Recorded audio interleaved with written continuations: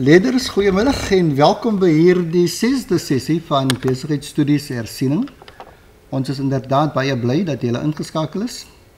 Dankie ook vir julle onderwysers en skoolhoofde wat dalk saam met julle die sessie met ons gaan deursit. Ek wil julle graag hier weer eens herinner dat julle mag dalk nie die aanbiedings het wat ons gaan aanbied vandag nie, maar as julle vir my 'n e-pos stuur na die volgende e-posadres ldmomberg@gmail.com. Stuur net 'n e-pos, vra net vir hierdie aanbieding en dan ook vorige aanbiedings. Hierdie aanbiedings is ook beskikbaar op Moodle. Ons het dit verlede week genoem. Laat julle onderwysers op Moodle ingaan, dan kan hulle hierdie aanbiedings ook kry. Julle sal onthou dat in sessie 1 het ons gekyk na die identifikasie van uitdagings en dan hoe om strategieë te ontwikkel om die uitdagings op te los of teen te werk. Sessie 2 het ons gekyk na langtermynstrategieë. Sessie 3 het ons gekyk na strategiese bestuursinstrumente. In sessie 4 het ons gekyk na die impak van huidige wetgewing. Sessie 5 het ons verder gegaan ook met die impak van huidige wetgewing. En vandag, sessie 6, gaan ons ook kyk na die impak van huidige wetgewing. Meer in besonder gaan ons kyk na die BBSEB, Breë Basis Swart Ekonomiese Bemagtigingswet. En ons gaan ook kyk na die Nasionale Kredietwet. Ek gaan dit gelukkig nie alleen saam met julle doen nie. Ons het weer in ons midde Lorraine Hendriks. Lorraine, weer eens baie dankie dat jy al die pad, is dit al die pad? Ek toch, jy het gevlieg. Dat jy al die pad van die Overberg gekom het om hierdie sessie met ons leerders te hanteer. Lorraine, praat so 'n bietjie met die leerders. Ja, leerders, ons is weer terug. En ons hoop vandag dat julle gaan net so lekker inskakel soos julle die vorige paar sessies ingeskakel het. En soos Lester gesê het, ons gaan probeer weer om vir julle hierdie wette baie eenvoudig te maak, sodat dit maklik is vir julle om te kan studeer wanneer julle vir julle begin voorberei vir die eksamen. So welkom by ons, sit agteroor en geniet dit en ek hoop julle is sommer lekker lewendig met die vingers vandag. Ja, net te herinner, laat weet gerus of julle ingeskakel is. Die SMS nommer is 31498, 31498. Die eerste skool wat laat weet het, hulle sit gereed, daar is Oukiep Hoërskool. Hulle is ingeskakel. Ek is seker die onderwyser is ook daar. Ons sê baie dankie. Leerders, julle kan hoor, Lorraine is nou piekfyn en heeltemal fris en gesond, maar hy padde wat sy verlede keer gehad het in my keel in afgespring. So ek sit so 'n bietjie met 'n verkoue, so Lorraine sal meeste van die praatwerk doen vandag. Reg, kom ons kyk gou. Waarna gaan ons kyk? Ek het genoem ons gaan kyk na 2 van die wette, onlangse wette, die Breë Basis Swart Ekonomiese Bemagtigingswet. Kyk na die afkorting. Hulle kan jy maklik vra om daardie afkorting volledig uit te skrywe. En dan gaan ons ook kyk na die Nasionale Kredietwet. Lorraine, voordat jy begin, ek sien daar's 'n paar skole ingeskakel. Ja, nee, ons lyn is sommer lekker besig. Ons het Hoërskool Oranje Zicht, ons het vir Loeriesfontein, ons het vir Duineveld, ons het vir Sydney Groenewald hier. En hy sê hy verjaar vandag. Baie geluk Sydney man. Sydney, baie geluk man. Ek en Lorraine sal jou verjaarsdag later vier. Maar ek sien ook daar's Hoërskool Oranje Zicht, Ronnik en Elton en Gershwin. Hulle sê hulle sien uit na die les, né? O, maar nou is die leerder besig. Meneer Prins is weer hier. Welkom meneer Prins van Carlton van Heerden. Maar kom dat ons so aangaan leerders, soos ons deur die sessie gaan, sal ons bietjie praat van, weet julle. Nou kom ons kyk gou. Soos Lester gesê het, ons gaan mos nou wetgewing doen, waar ons weer gaan kyk na die volgende. Kan julle nog onthou uit ons vorige sessies, het ons gesê, die wetgewing was vir die volgende rede. Het was nommer 1, om te herstel of reg te maak, en nommer 2, vir regverdigheid. So dit was die hoofrede hoekom die meeste van hierdie wette na 1994 ingestel is. Verder sê ons, so die wette waarna ons dus gaan kyk is swart ekonomiese bemagtiging en breë basis swart ekonomiese bemagtiging. Nou, Lester, miskien kan jy net vir ons kortlik sê, Voorheen was hierdie wet bekend gestaan as BEEE. Maar toe het dit nou uitgebrei na breë basis swart ekonomiese bemagtiging. So miskien het van die leerders het al eers gelees. Kan jy net vir ons so kortliks verduidelik nou hoekom aan dit? Ja nee, hoe beweeg ons van swart ekonomiese bemagtiging na breë basis swart ekonomiese bemagtiging? Die intensie was altyd om die beheer van die land se ekonomie uit te brei, om daar die gaping tussen rykes en armes kleiner te maak en nouer te maak. Maar met swart ekonomiese bemagtiging was daar net gekyk na twee aspekte. Natuurlik die bestuur en die eienaarskap van die maatskappy. Nou, wat daar gebeur het is 'n klein gedeelte van die swart bevolking het eintlik baie ryk geword. En hulle het oornag miljonêers geword. En die groot gros van swart inwoners van hierdie land het natuurlik nog steeds in armoede gelei. En toe daarom was daar 'n nodigheid om die swart ekonomiese bemagtiging uit te brei na breë basis swart ekonomiese bemagtiging. So om meer mense te betrek by die rykdom van die land en ook om seker te maak dat die beheer van die ekonomie al hoe meer in swart mense se hande beland. Reg, en daar het Lester ons maar vir 'n lekker verduideliking gegee, so as jy 'n opstelbus gaan skryf, dan kyk ons mos hier na die oorspronklikheid, so jy kan daardie stukkie dan bybring, en jy kan jou 2 puntjies skryf op oorspronklikheid. Jo, maar nou is die baie wat ingeskakel het, dit is, ons sien Verdi en Gravitasie, Bongani High School, Lucretia, dan het ons Groble's Hoërskool, en dan ook Hoërskool Pescoudia. Welkom julle, maar laat ons gou aangaan voordat ons nou weer 'n bietjie weer kyk na die leerders wat so lekker inskakel. Lorraine, net voordat ons voortgaan, kan jy weer net vir die leerders net definieer as ons praat van swart, wie word ingesluit? Wel, in hierdie geval gaan ons kyk na Africans. Afrikaanse benaming sal nou wees swart mense of Africans, en ons gaan kyk na Indians en dan gaan ons kyk na kleurlinge. So onder swart word sal in daardie kategorie val. So ons praat van swart, maar ons kan nie praat van voorheen benadeelde groep nie, né?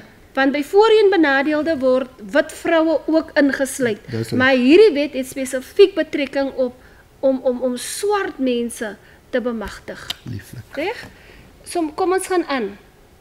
En ons sê dan, wat is die doel van SCB en BBSCB? Nommer 1, ons wil sien dat daar swart beheer is.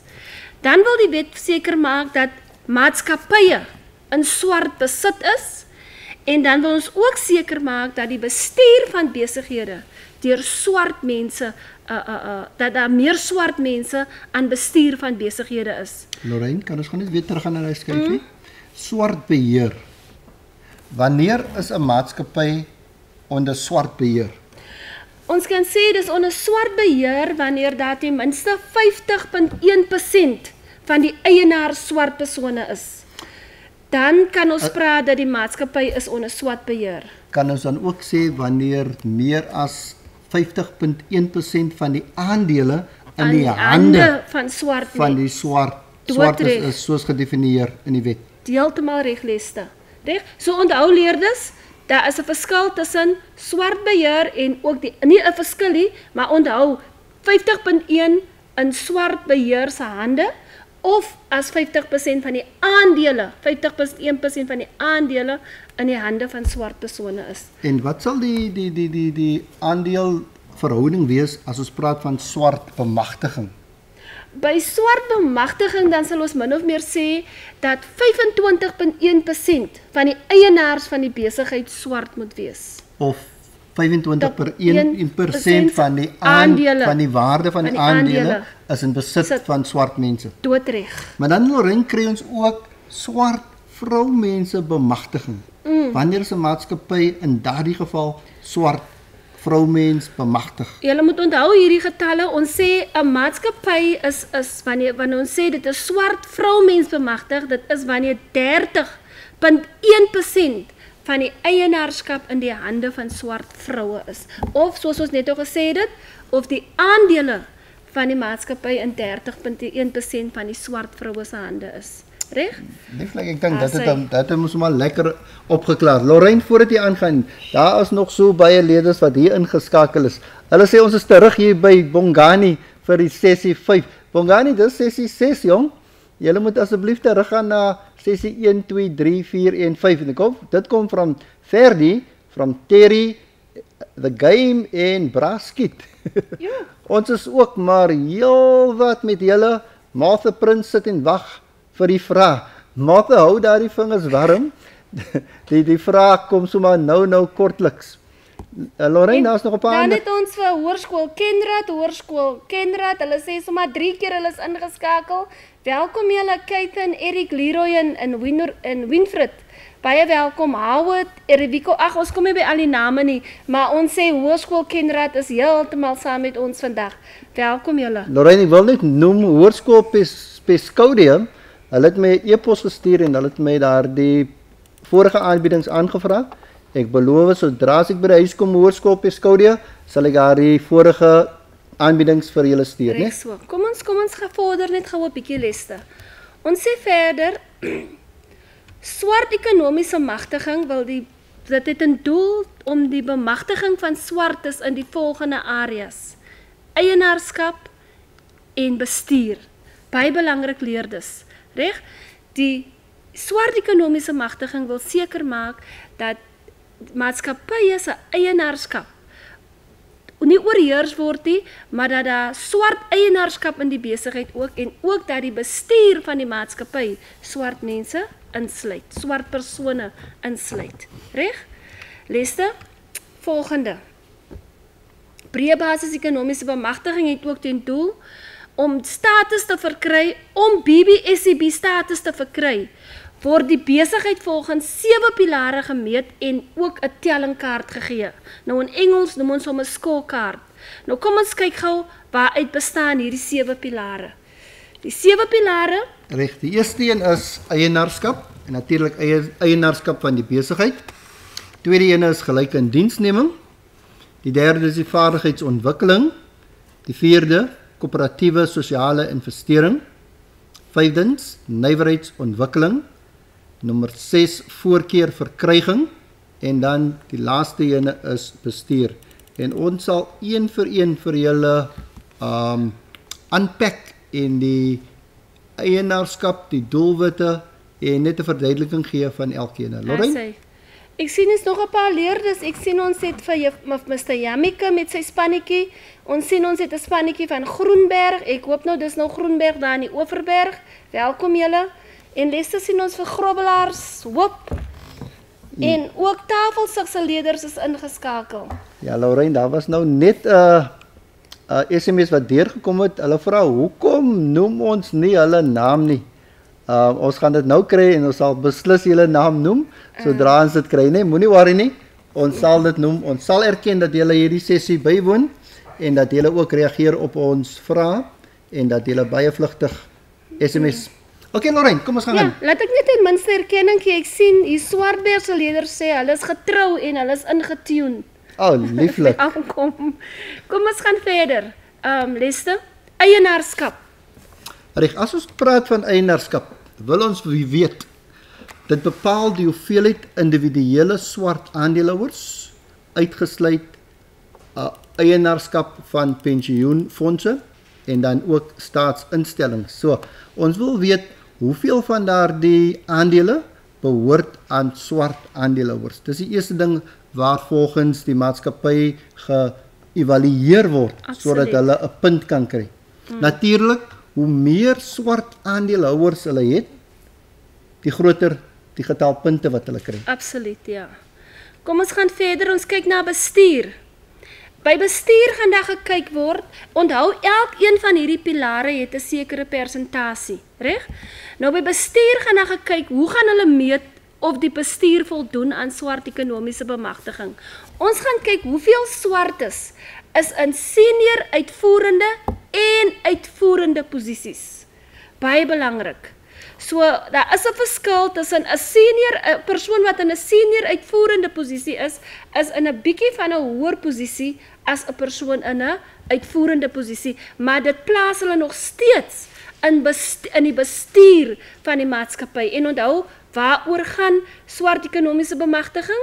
Ons wil soveel as moontlik swart persone in die bestuur van maatskappye hê, as ook wil ons soveel as moontlik swart persone aan die eienaarskap van maatskappye het. Lorraine, ja, ek dink dis belangrik ons moet noem dat dit moet nie net 'n kosmetiese aanstelling wees nie, maar dit moet werkers wees van substansie wat gaan voordeel wees vir die maatskappy en wat met waarde kom.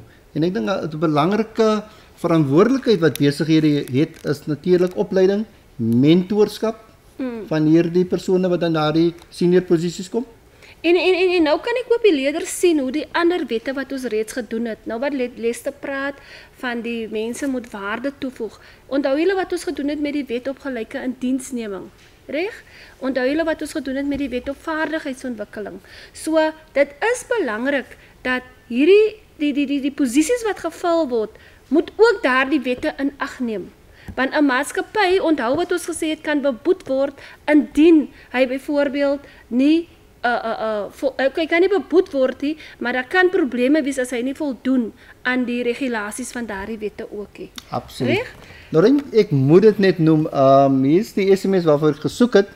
Hulle vra, hoekom word hoërskoolkenner se naam nie genoem nie? Hoërskoolkenner, ons vra grootliks om verskoning, indien ons nagelaat het om julle naam te noem. Die SMS'e kom so vinnig in, dat die skerm te klein is. Maar ons sê welkom aan julle, en ons is beslis bly dat julle ook ingeskakel is. Ek sien as 'n Kasselsvlei Hoërskool is hier, Lester, Juffrou Rousseau van Keimus, Oranje Zig, Victoria Bes, is almal hier. Ai man, die groep raak net groter, né? Ja. Make the circle bigger, het JR gesê. Ja, bigger. Kom ons gaan verder.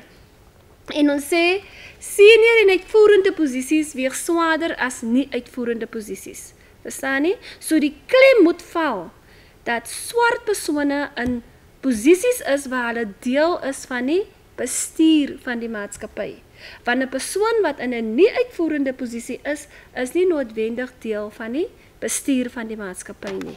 Reg? Lieflik, as ons kyk na die vierde ene, gelyke indiensneming. 'n Besigheid kry 'n telling volgens die hoeveelheid swart verteenwoordiging oor alle vlakke van die besigheid.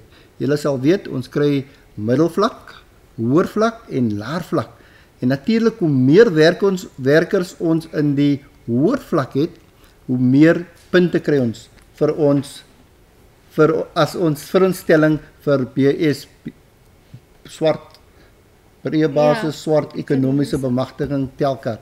En dan natuurlik verteenwoordiging op senior vlak weeg meerder, ek het dit nou genoem, hoe meer werkers die onderneming op senior vlak het, hoe meer punte kry. Ek dink in die verlede was daar die geneigtheid om die swart verteenwoordiger op die laer vlak meestal te beperk. So jy sê dit is 'n uitvloeisel uit die apartheidstelsel wat ons gehad het? Absoluut. Jy sien daar is baie weerstand gewees teen hierdie breë basis swart ekonomiese bemagtiging. Want skielik daar moet nou plek gemaak word vir swart persone in bestuursposisies en persone wat moontlik in die posisies is, voel nie gemaklik om daardie posisies af te staan nie. So natuurlik, dit is onthou hierdie wette het ontstaan as gevolg van die apartheidsbeleid. So dit is 'n direkte uitvloeisel daarvan. Reg? Kom ons gaan verder en ons kry voorkeurverkryging. Nou in Engels noem ons dit preferential procurement, reg? Nou ons sê besighede word gemeet volgens die eienaarskapstatus van hul verskaffers. Nou laat ek net klein kortliks met julle praat, eienaarskapstatus van hul verskaffers. Dit kom daarop neer dat die verskaffers wat hulle gebruik moet voldoen aan breë basis swart ekonomiese bemagtiging. So as 'n besigheid 'n verskaffer 'n swart maatskappy is met swart eienaars, dan gaan hy outomaties meer punte kry. Baie belangrik om dit te onderskei daar, né? En dan sê ons 'n bepalende faktor is of die verskaffers van die voorheen benadeelde groepe kom. Nou weer eens, onthou wat ons gesê het, breë basis swart ekonomiese bemagtiging sluit swartes, Indians en kleurlinge in, maar hier praat ons nou weer van die voorheen benadeelde groepe en hierdie voorheen benadeelde groepe gaan ook wit vroue insluit. Reg? Kom ons kyk verder, vaardigheidsontwikkeling. Ja, as ons kyk na vaardigheidsontwikkeling en hoe word die punte toegeken, dan word 'n gewig toegeken volgens die bedrag wat spandeer word vir vaardigheidsontwikkeling. Julle sal onthou toe ons daai wet bespreek het ons genoem dat die maatskappy moet 1% van sy loonrol betaal aan die Suid-Afrikaanse Inkomstediens en dan natuurlik kan hulle weer 70% van daardie bedrag terugeis vir vaardigheidsontwikkeling. Die persentasie swart leerders is ook 'n bepalende faktor. Hoeveel leerders gaan hulle oplei sodat hulle die nodige opleiding kan kry sodat hulle die nodige vaardighede kan ontwikkel om meer produktief te wees vir die besigheid. So ons kyk eerstens na die gewig wat toegeken word as 'n persentasie van die loonrol, maar ook die persentasie swart leerders wat opgelei word is ook 'n bepalende faktor wat bepaal of die maatskappy 'n hoër telling gaan kry of 'n laer telling. Dis doodreg. Ons sê nou sommer so oor die algemeen hier's baie leerders wat inskakel en dit gaan tyd opneem om almal te noem, maar ons neem kennis van elke leerder wat SMS wat deurkom. So welkom leerders en geniet dit. Kom ons gaan verder. Koöperatiewe sosiale investering. Ons sê besighede word gemeet volgens hoeveel fondse hulle spandeer op sosiale investeringsskemas. En ek is doodseker, as ek nou vir enige een van julle vra, stuur net gou vir ons 'n SMS om vir ons te sê, wat is koöperatiewe sosiale investering? Elke leerder in die Wes-Kaap, Noord-Kaap, watter Kaap ook al, sal die vraagie kan beantwoord. Want, ja, want dit is baie belangrik dat ons onthou dat by sosiale investeringsskemas is dit baie belangrik dat ons weet wat word bedoel. En onthou, dit is ook een van die vrae waarvoor die leerders baie lief is, die koöperatiewe sosiale investeringsvraag. Reg? Kom ons gaan verder. Nou net voordat ons verder gaan, hulle vra hoekom word OUKIP se boodskappe dan nie gelees nie. OUKIP, ons vra om verskoning man. Soos ek verduidelik het, van die boodskappe het af van die skerm beweeg, maar stuur hom gerus weer in en ons sal dit beslis erken. Lorraine, kom ons gaan voort na die volgende. Ons sê verder, besigheidsontwikkeling, enterprise development is die laaste pilaar van BBSEB, reg? En hier sê ons, besighede word geëvalueer volgens die belegging of ondersteuning wat aan SEB ondernemings gegee word. Wat beteken, as 'n besigheid ondersteuning gee in een of ander vlak binne in 'n SEB onderneming of 'n belegging maak in so 'n onderneming, dan is daar ook 'n sekere aantal punte wat hulle daarvoor kry. Nou Reino, skry net gou net 'n SMS en die SMS sê julle is 'n bietjie te vinnig. Ek dink waarna die leerder verwys is, hulle wil graag hierdie notas afskrywe. Leerders, ek het verlede week verduidelik dat as gevolg van beperkte tyd het ons 'n beperkte hoeveelheid tyd wat ons kan spandeer op 'n skyfie. Ek het vroeër my e-posadres vir julle gegee. Aan die einde van hierdie sessie gaan ek dit weer doen en dan kan jy my 'n e-pos stuur en ek sal met graagte hierdie aanbieding vir julle stuur, né? Christoy vra wanneer word hulle naam genoem? Christoy, ons het julle al reeds genoem, maar ons sê sommer baie dankie vir julle weer eens. Dankie dat julle ook ingeskakel is. Ja, kom ons gaan verder. Wat is die implikasies vir besighede? Ja, die wet is nou ingestel, so. Wat moet besighede nou doen om te voldoen aan hierdie wet? Eerstens, wat hulle gedoen het is, hulle het aandele verkoop aan swartes. En baie van julle sal onthou, MTN het aandele verkoop, Naspers het aandele verkoop, Sanlam het aandele verkoop, Sasol het aandele verkoop. Lorraine, het jy enig van daai aandele verkoop? Ek wil nog nie my aandele portefeulje hier op die lig uitsaai nie. Maar kom ek sê, dit sou dom gewees het daardie tyd as jy nie gekoop het nie. Ek sal jou liewer so antwoord.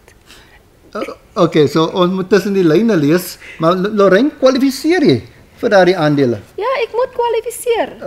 Hoe kwalifiseer jy? Omdat onthou, ek is 'n kleerling vrou en ek is deel, behalwe dat ek deel is van die voorheen benadele, maar breë basis soort ekonomiese bemagtiging sluit vir my as kleerling vrou in. En kan jy miskien net noem watter aandele het jy gekoop? Ek het gekoop MTN en Naspers. Okay. Naspers se aandele is amper R600 Ja. 'n aandeel. En MTN, hy hardloop nou baie naby aan 200. So kom ons werk gou uit. As Lorraine 100 Naspers aandele gekoop het, dan sou die waarde van haar aandele omtrent so 60.000 wees. Maar ek weet sy sal nie so min koop nie. Sy het seker 1000 gekoop. So ek sit langs aan 'n halwe miljonair vandag. Kom ons gaan aan Liste, né? Ons gaan aan met implementering. Ons sê besighede wat voldoen trek voordeel uit staatsvoorsiening en nou by staatsvoorsiening verwys ons nou spesifiek na, onthou julle die woordjie tenders. Ja, absoluut. Reg? So onthou net as jy voldoen aan swart ekonomiese bemagtiging, dan kry jy voordeel wanneer jy saam met ander maatskappye tender vir 'n staatskontrak. Mits natuurlik jy voldoen aan die puntetelling. Daar sê. En hoe hoër jou puntetelling, hoe groter die kans dat jy jou maatskappy daardie tender sal kry, né? Reg. Aandele word gereserveer vir swart persone. Ons het aangedui vroeër dat ons net swart persone wat sekere aandele kon koop. En natuurlik die rede of die rasionaal agter dit is om seker te maak dat swart eienaarskap van die maatskappy bevorder word. En dan sê ook, kyk, onthou julle, daar is 'n paar, die departement van handel en nywerheid, né? Hulle is veral verantwoordelik vir hierdie een. Hulle sê dat hulle leen geld aan KMMO's. Nou wat is KMMO's? Is klein, medium en mikroondernemings. Maar luister, die vangpunt is hier wat in swart besit is. Ja. Baie belangrik. So by implementering sal die departement of 'n besigheid wat geld leen aan KMMO's geld leen wat in swart besit is. Reg? En ons kan ook laasens sê beleggings word gemaak in swart besit en in swart beheerde besighede. Goed. Leerders, om dus op te som. Hierdie wet was ingestel vir 3 redes om seker te maak dat die eienaarskap van maatskappye meer en meer in swart hande beland.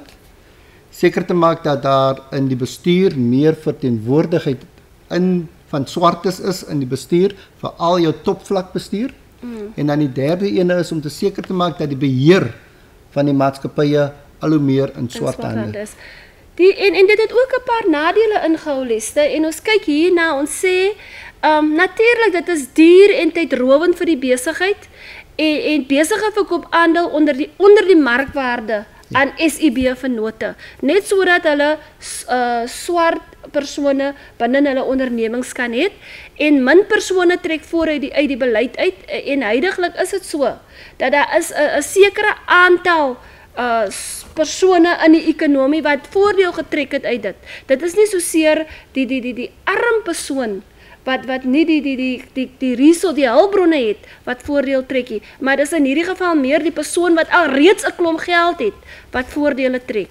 En dan sien ons ook sommige besighede vind dit moeilik om swartes in senior bestuursposisies te plaas, maar dit is direk as gevolg van die gevolge van apartheid dat besighede nog hierdie tipe probleme ondervind, né? Reg. As ons kyk na ander nadele, dit voorsien toegang tot kapitaal om nuwe besighede te skep. Natuurlik is dit 'n voordeel, Lorraine, daar was net so 'n tikfout wat ingeslyp het. Ja. Van die voordele, het voorsien toegang tot kapitaal om nuwe besighede te skep. Dit moedig beleggers aan om te belê in ondernemings wat deur swart persone besit word. En baie keer het hierdie swart ondernemings wat in swart beheer is, het nie gewoonlik die kapitaal om uit te brei nie. En hierdie wet maak voorsiening dat beleggers geld aan hulle leen en natuurlik hoe meer geld hulle leen, hoe meer punte kry hulle. Absoluut. En dit gaan alles net oor die punte, né? Ja, laat ons net weer erkenning gee. Ons gaan net 'n halwe sekonde Noupoort, Ashley, Jasmine hulle, Juffrou Seku, Juffrou Deli, almal van julle welkom by die sessie, né? En kom ons kyk, ons het klaar gekyk na die implementering. Nou kom ons kyk gou na. Nou moet julle julle hande op die vinger, julle vingers op julle fone hou. Ons sê die BBSCB-wet teiken verskeie pilare vir groei en ontwikkeling. En wat is die antwoord? Word geïdentifiseer as een van die pilare. Ons gaan so tot 5 tel. Kyk ons watter skool gee eers vir ons die antwoord. Ek is seker dis 'n skool uit Noord-Kaap wat antwoord gaan gee. Leerders, al wat julle dui net aan A, B, C of D. Ja.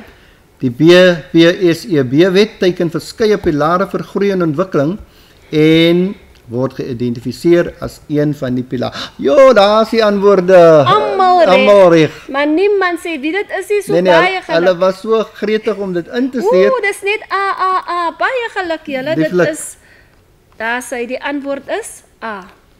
Nou eens kyk na die volgende. Dis 'n afdeling B vraagie wat vir hierdie jaar gevra was. Ja, En leerders, baie van julle afdeling B vrae gaan ons staat op maak op vorige kennis, maar van hierdie antwoorde is ook in hierdie leesstuk.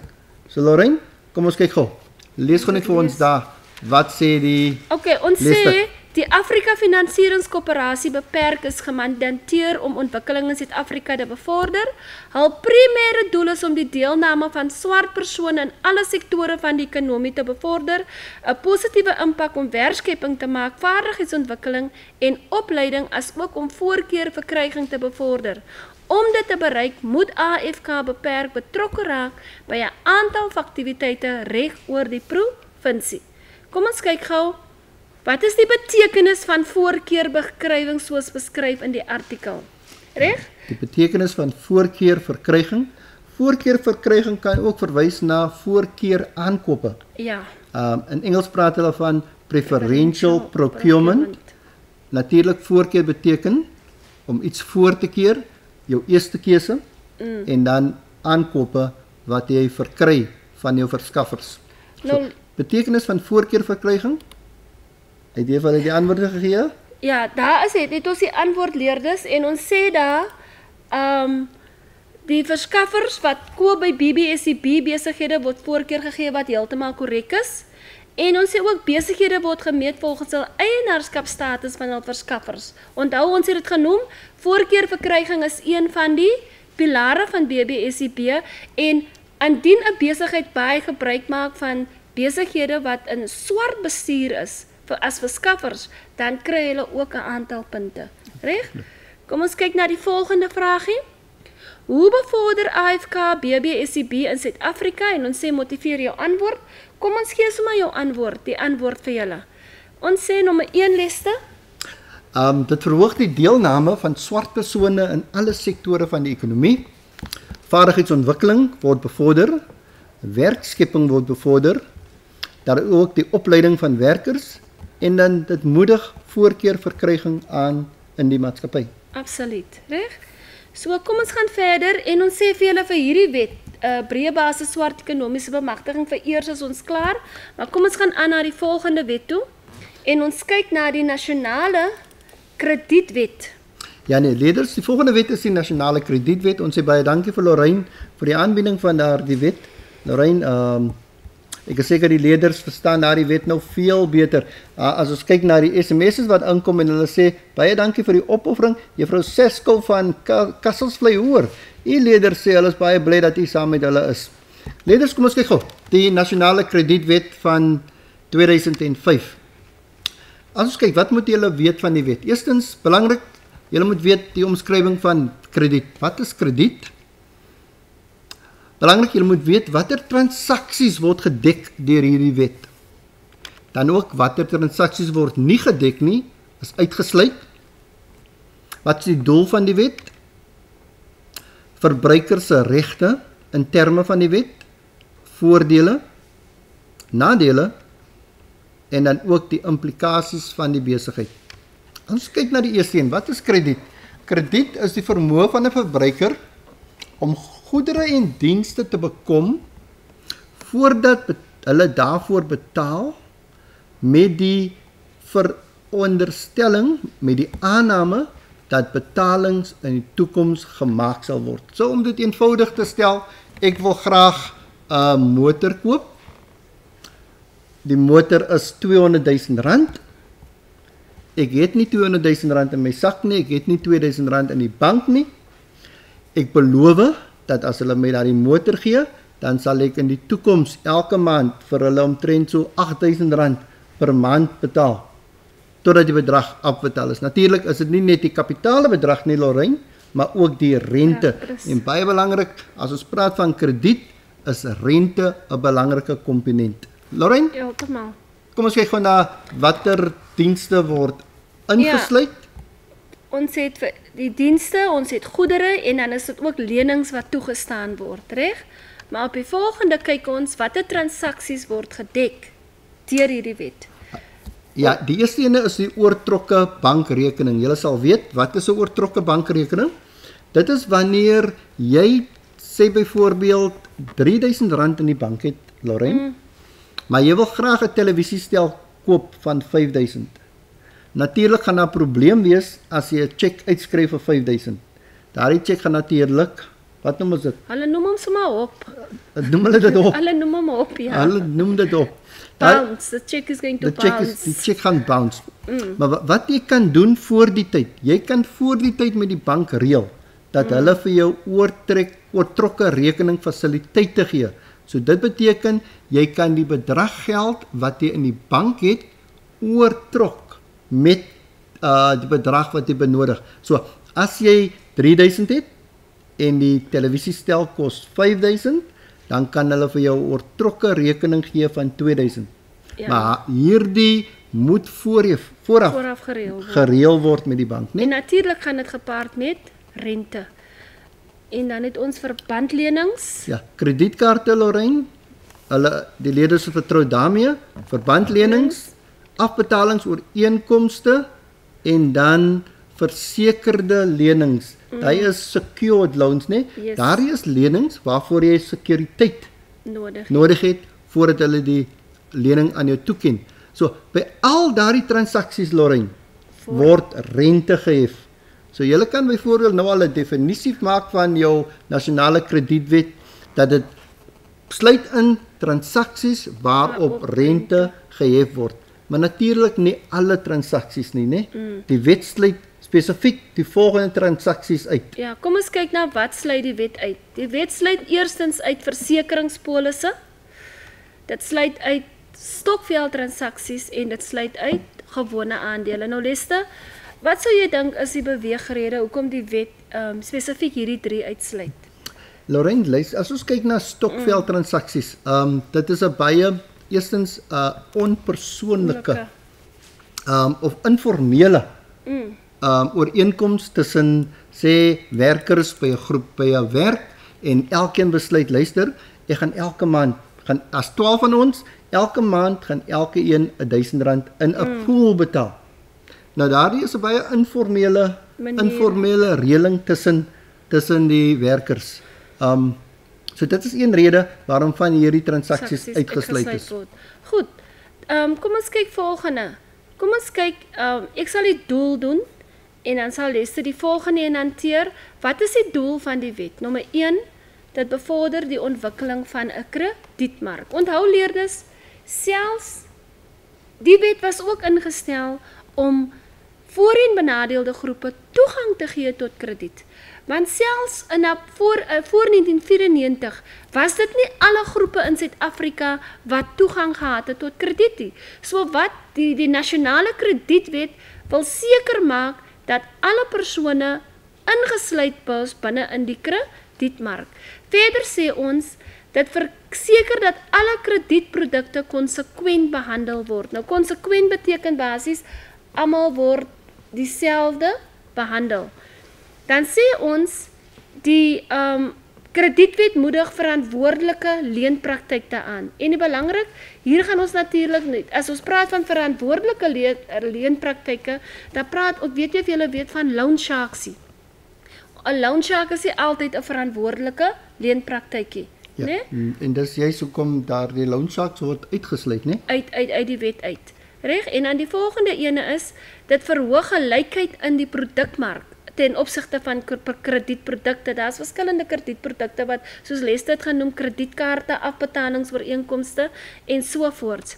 En dan sê ons ook, dit spreek aan en en korrigeer ongebalanseerdheid in die onderhandelingsmag. Reg? Sodat maar plaas as 'n mate almal nou op gelyke voet as dit kom met betrekking tot die verkryging van krediet. Dit hang net af of jy kredietwaardig is. Leerders kan ek net noem die doel van elke wet. Lorraine, maar wil jy gou net daai laaste een klaar maak? En dan sê ons ook natuurlik dit onmoedig roekelose kredietverleningspraktyke aan. In die verlede kan mense vir jou tot op 5 lenings of 3 lenings gegee het, dan kan jy dit nie bekostig nie. Maar nou moet daar gekyk word na bekostigbaarheid. So hierdie wet onmoedig ondernemings om roekeloos krediet aan verbruikers toe te staan. Absoluut. Kan aanleste? Lorraine, as ons kyk na die volgende die regte, watter regte word toegeken aan die verbruikers volgens hierdie wet? Eerstens, as daar kredietooreenkoms is, dan is belangrik dat die verbruiker 'n kopie, 'n afskrif van daardie kredietooreenkoms ontvang. En daardie kredietooreenkoms het verskillende clauses ingestel, ingesluit in daardie kredietooreenkoms sodat daar nie enige dispute kan wees oor die kredietverlening nie. Dan daar mag nie onregverdiglik gediskrimineer word nie. Daar mag nie teen jou gediskrimineer word net omdat jy 'n laer inkomste verdien nie of jy behoort aan 'n sekere klas nie. Natuurlik is daar 'n minimum inkomste waaraan jy moet voldoen.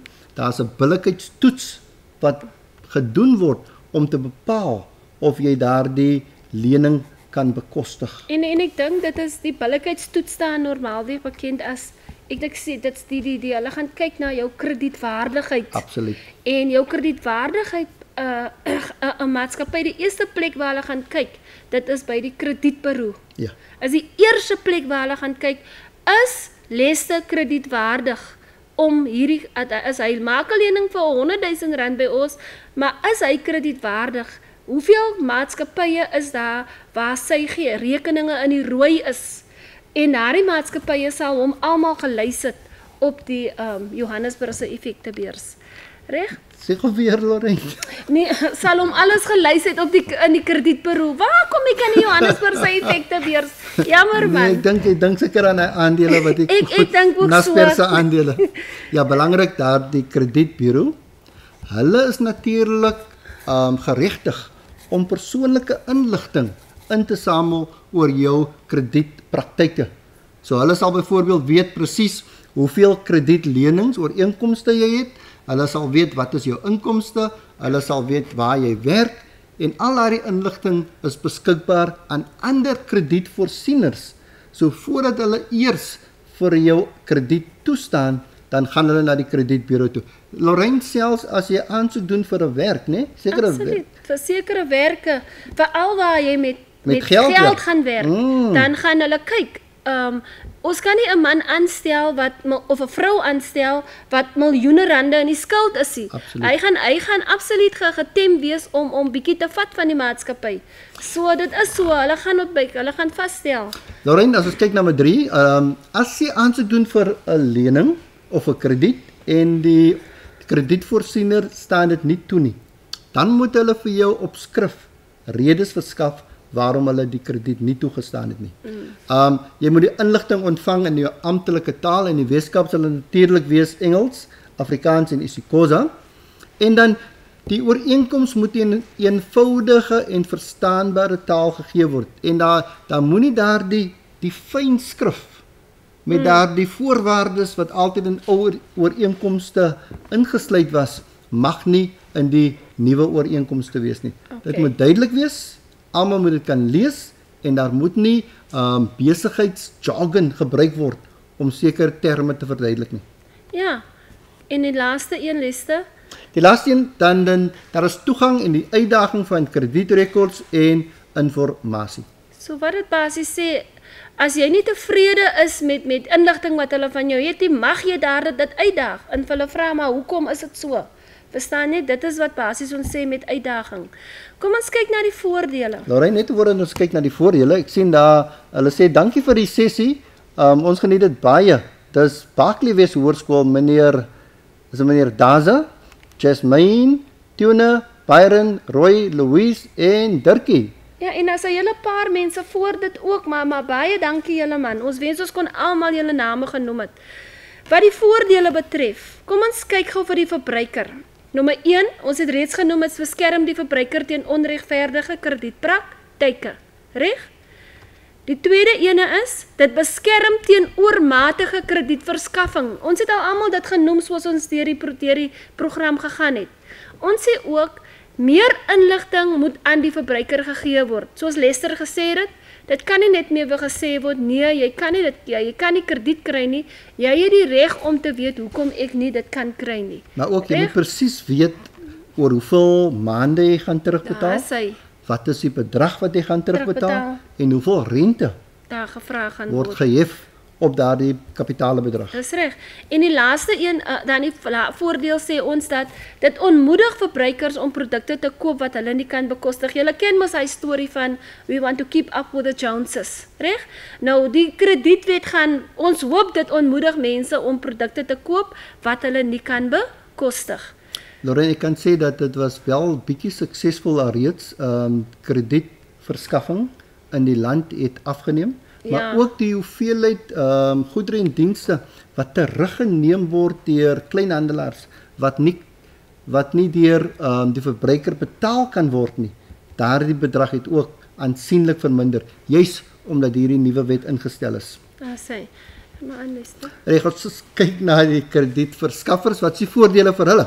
Dit beskerm die kredietverskaffer teen oninbare skulde. Julle weet natuurlik, oninbare skulde, as jy nie kan terugbetaal wat jy geleen het nie, en die maatskappy het alles gedoen om die geld terug te kry van jou, maar jy is sonder werk, dan is dit 'n oninbare skuld. Maar as gevolg van die nasionale kredietwet word die kredietverskaffer beskerm en daar's al hoe minder oninbare skulde. Ek dink dis wat daardie stelling eintlik wil sê. Daar's minder oninbare skulde. Dan kredietverskaffer mag rente vra en ander koste.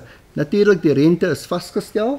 Daar's 'n sekere hoeveelheid bedrag wat hulle kan vra as rente. Die ander koste, Lorraine, ek sien altyd as hulle aansoek doen vir krediet of hulle adverteer, dan praat hulle van 'n inisiasiefooi. Weet jy dalk wat dit is? Ja, kyk, hulle grant vir jou 'n sekere vir die besigheid om daardie lening vir jou te gee of om die produk vir jou op krediet te gee, is daar sekere koste betrokke. Reg? So wat hulle doen, ons sê vooraf, goed, ons vra vir jou 'n R300 inisiasiefooi en dit dek die koste vir die skuld wat ons nou vir jou gaan gee. Sal dit ook dan die administratiewe koste? Die administratiewe koste en dit aandui. So sou oninbare skulde gebeur dat jy nie betaal nie, dan het ons ten minste die inisiasiefooi om daar die admin te dek. Om die administratiewe koste te dek. Lieflik. Dan ook nog 'n voordeel vir die verskaffers, Lorraine, is dat kredietverskaffers word beheer deur kredietreguleerder. Wat daar belangrik is dat elke kredietverskaffer wat meer as 100 kredietooreenkomste het, hulle moet registreer by die kredietreguleerder. So dis of 100 kredietooreenkomste of as jou gesamentlike kredietooreenkomste meer as 500 is. So sê byvoorbeeld jy het net 80, maar dis meer as 500 000, dan moet jy ook registreer by die kredietreguleerder. As jy dit nie doen nie, word jy nie beskerm as 'n persoon nie kan betaal nie. Dan word jy nie beskerm nie. Die volgende een, dan 'n geskrewe kredietooreenkoms beskerm die kredietvoorsiener. Ons het voorheen daarvan melding gemaak. En dan krediet laat die besigheid toe om volhoubaar te wees. Alle besighede kan nie survive in Afrikaans? Oorleef net op kontant. Absoluut. Kontantverkope nie. So kredietverkope, vul jou kontantverkope aan en natuurlik maak dit die besigheid meer winsgewend, né? Ja. Kom ons kyk gou, wat is die nadele vir die verbruiker? Nommer 1, die verbruiker, hy het nie nou meer so maklik toegang tot krediet nie. Vervolgens sê ons, die verbruiker moet nou begroot, hy moet meer versigtig wees omdat die kredietlimiet hang af van bekostigbaarheid. So wat ons basies sê, as jy nie die geld het nie, moet dit nie koop nie. Reg? Ja, Lorraine, as jy kan net gaan na die volgende skyfie. Die nadele vir die kredietverskaffer, wat sal dit wees, Lorraine? Kom ons kyk gou, ons sê 'n is 'n groter administratiewe las. Die administrasie van hierdie skuld is groot, so daar's 'n groter administratiewe las vir die onderneming. Dan sê ons die klante moet kredietwaardig wees en dit beteken minder klante kan nou miskien krediet toegestaan word. Reg, want as 'n klant nie kredietwaardig is nie en dan die skuldinsamelingsprosedure is moeiliker en dan sê ons ook die kredietverskaffing mag nie meer die skuld van klante kollekteer indien hulle onder skuldhersiening, nou ek het nou die Engelse woord wat julle seker ken, is debt review is, né? Waar jy al jou skuld in 'n pool gooi en een maatskappy betaal dan almal jou verskillende plekke waar vir jou skuld op een paaiement, sodat jy jou skuld beter kan bestuur. Ja. Reg, en die laaste ene is krediet wat roekeloos toegestaan is, kan nie herstel word nie. So as 'n maatskappy vir jou 10 lenings gegee het en jy kan nie betaal nie, dan is dit moeilik om dit weer te herstel. Reg, as ons gou kyk na die implikasies vir die besigheid. Die besigheid moet elke verbruiker wat aansoek doen vir krediet voorsien van 'n kwotasie voordat daardie lening aangegaan word. Te bepaal eers die kredietwaardigheid van klante voordat krediet toegeken word en daar streng beheer met betrekking tot die krediet en natuurlik dit verminder die toekenning van krediet aan die verbruikers. Dis nou moeiliker om produkte te verkoop. Daar's minder mense, minder kliënte, maar dis ook vir die verbruikers moeiliker om produkte te koop, veral as hulle nie kredietwaardig is nie. En dan besighede sukkel om te oorleef omdat hulle staat maak op kredietverkope. Ek het vroeër genoem, kontantverkope en kredietverkope vul mekaar aan en dit lei tot groter omset vir die besigheid en natuurlik groter winste. Leerders, as ons kyk na 'n tipiese vraag en ons sal dit nie kan doen nie as gevolg van 'n beperking van tyd, maar ons gaan so vlugtig net vir jou lees wat gebeur dan. Suvashini Naike, nadat sy haar studies aan die Universiteit van KwaZulu-Natal voltooi het, wil sy graag 'n splinternuwe Toyota Yaris koop van 180.000. Sy het aansoek gedoen vir krediet en na 2 dae het sy die volgende SMS van die verkoopspersoon gekry. SMS: krediet aansoek onsuksesvol. Sy was natuurlik baie teleurgesteld. Wat jy moet doen was om te verduidelik haar regte met betrekking tot die afkeer van krediet, asook die manier hoe sy ingelig is daarvan. Nou die kredietwet praat spesifiek hiervan. Lorraine? Nou kom ons kyk gou vinnig die antwoord. Nommer 1, die manier. Onthou, die manier hang af van die medium van kommunikasie in aansoekvorm en dit kan ook gekommunikeer geword deur elektroniese media. Dan sê ons ja nee, Lorraine was 'n bietjie baie haastig. My vinger was bietjie haastig met die ene, ja. Ja nee, Lorraine het gesê die manier hoe hulle aan kennis gestel het per e-pos was nie die korrekte manier nie. Sy word beskermend in terme van die nasionale kredietwet. Die nasionale kredietwet sê natuurlik sy moet in kennis gestel word. Sy moet in kennis gestel word en ook die redes moet verskaf word waarom sy krediet nie toegeken is aan haar. Leerders, julle sal dit nie glo nie. Daar is nog duisende e-posse en name wat ons nie genoem het nie. Ons wil graag om verskoning vra as dit gebeur het. Ons waardeer elkeen van julle wat vandag ingeskakel is. Ons wil graag vir julle sê baie dankie. Geniet die res van die dag. Ons sien mekaar weer volgende week.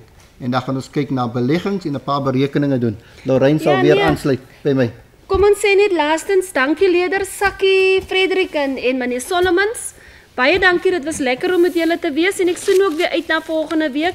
En ek is baie beïndruk met ons leerders wat so entoesiasties is oor die vak besigheidstudies. Absoluut. Leerders in die Noord-Kaap, die Wes-Kaap en ook die Oeverberg. Baie dankie dat julle ingeskakel is. En ek dink daar was skole van die sentraal ook, né? En Noord. Baie dankie. Ons sien julle weer volgende week. Totsiens. Totsiens.